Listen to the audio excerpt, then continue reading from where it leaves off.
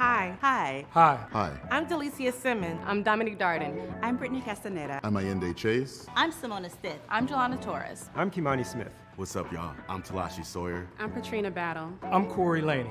And we Are Pernod Noir. Pernod Noir. Pernod Noir. Pernod Ricard. North America's Black Employee Resource Group.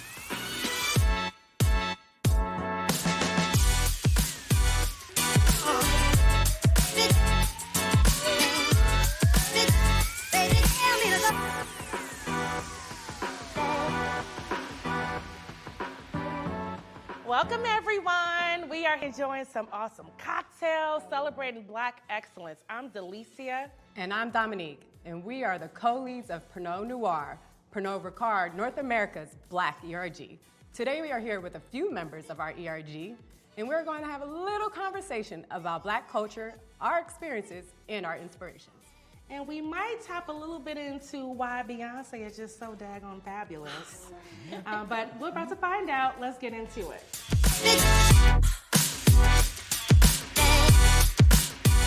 I'm going to ask an important question here. Okay. What were some of the experiences that have helped shape you? Anybody else here went to HBCU? Right here. Yes. That is truly what shaped me going into at least my professional career. Just coming from a place and having an HBCU where you know you are welcome, someplace I can go back to every year for a homecoming and live it up with my people and have a good time. That's for me is a beautiful feeling. I grew up, in Detroit, Michigan, and I was one of first in my family to actually go to college. And I actually, to be 100% honest, I had no really clue of what HBCUs were because Let's I just talk about didn't. what it stands for. What is HBCU? Oh, yes. Historically? Historically Black College University. There we go. Just look at that. And so for me, it was one of those things. I visited Howard University is where I went. HU. The other HU. And it was, and a lot of people have already said it, but just that energy you feel, it's that family you feel, and it's just almost like you're leaving home, but you're going home. And it's like, it was just so impactful. I love that. A drink to that. I think for me, it's really my parents, mainly my father. I'm a first generation American. My entire family is from Liberia in West Africa. My father came over on a scholarship for electrical engineer to Ohio. And he came by himself, came and did his education. That taught me really to really go after your passion. Education, especially we've had this conversation being in African Caribbean households, how education is first, showing it and improve wherever you are, whoever you are, and that's also being authentic to yourself, but it's also about education and the drive for taking care of your family. So that's really what started off for me personally. I had a very similar upbringing as well. My parents came from Barbados, and being first generation Bayesian American, and me growing up in the suburbs with people who didn't really look like me, and growing up very much American, there was this struggle in the teenage years of, what do you mean I can't go out? All my friends have curfews.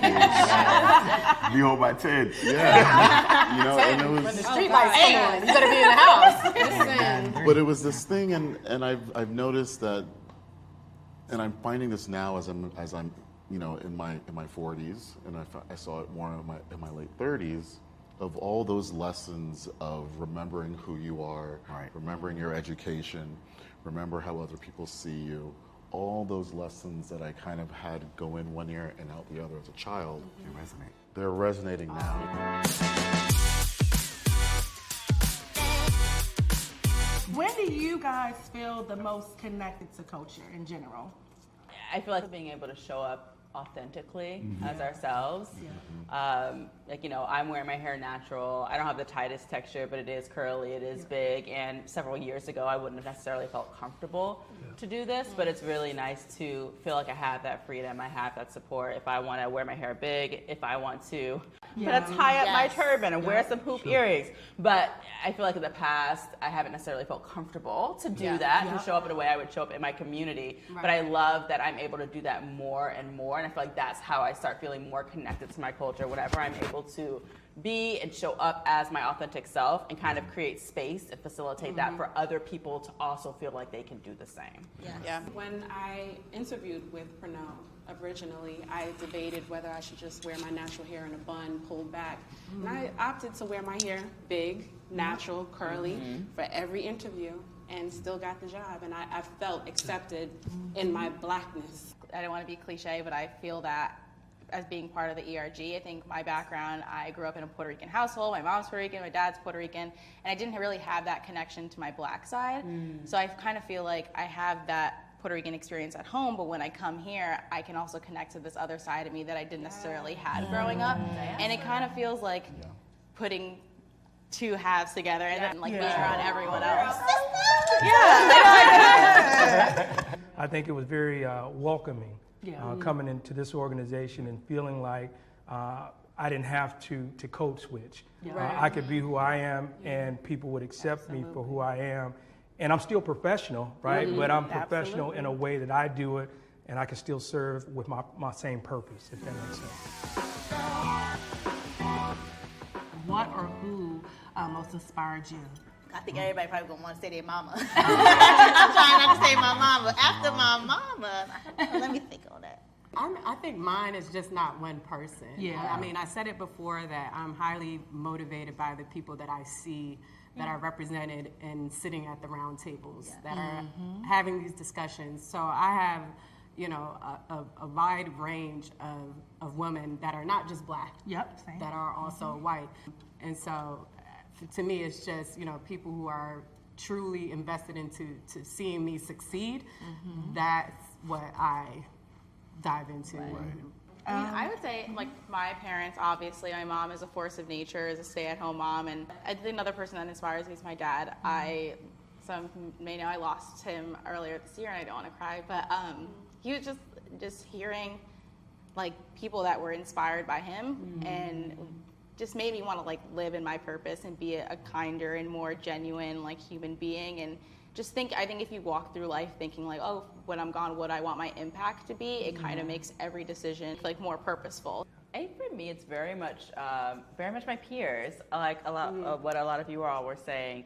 And I think back to my group of my core friends that I mentioned earlier, and we work in different industries, different kind of functional verticals, or however you would call it, and just hearing them talk about their professional struggles, victories, challenges, like, you know, I have to be inspired to, like, how am I going to push and advocate for myself? Like, what are the things I don't even know to ask for? And so hearing these stories from, like, fellow women of color, men, black men, it's like hearing these stories, like, it's like you open up possibilities for me that I didn't even realize were there. So I know to ask for more. I know to push for this, whereas I would have been afraid and not feeling empowered before. And I asked, I'm like, oh, yeah, that's fine. Oh, shoot, I should have asked for more. And kind of like just pivoting into like a feel-good moment here. What makes you feel like you belong at Pernod Ricard? I would say just from a belonging standpoint, I was literally going to say like a conference. I started 5 years ago in 2017, and 2 weeks on to just the job, we had a national sales conference where all of the divisions got together, and I just remember we were in Hollywood, Beverly Hills Hotel. We had a talent contest.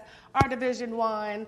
And it was just one of those pieces where I didn't know anybody coming into the conference, and I literally left that conference giving people hugs that I just didn't know. And I think that's just like that environment that you have at Pernod, where you're like, hey, we may not know each other, but we're going to connect on winning. We're going to connect on cocktails. We're going to connect on, look, I know your day was crazy. Mine was too, but let's go have a cocktail. I'm about to say cheers to that. We do another cheers. Cheers.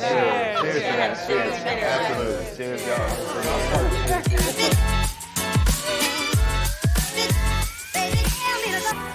Well, that about wraps everything up. Thank you all for watching, and if you want to become a part of our group, Pernod Noir, whether or not you're an ally or someone a part of the community, please don't hesitate to reach out. We've got lots of fun stuff planned, and we would love to have you at the end of the day. So happy Black History Month, and we'll see you soon.